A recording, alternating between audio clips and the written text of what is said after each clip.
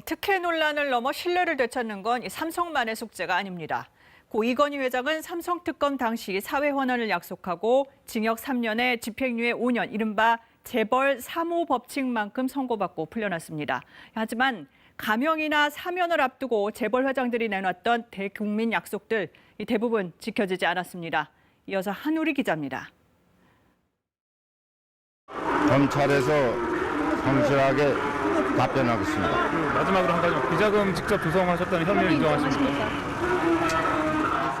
2006년 비자금 혐의로 수사받던 정몽구 현대차그룹 회장. 수사 중 기부를 약속했습니다. 개인 보유, 글로비스 주식 전량을 조건 없이 사회에 환원하겠습니다.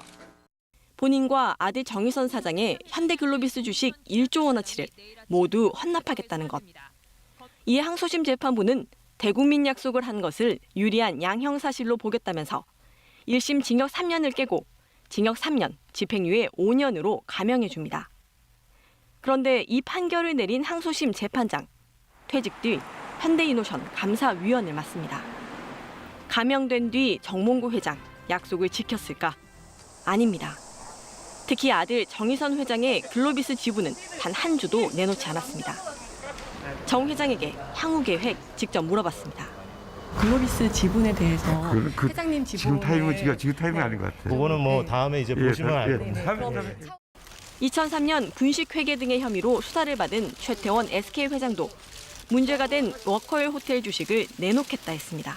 앞으로 반성의 시간을 갖게 되면 더 성숙한 인간으로 태어나서.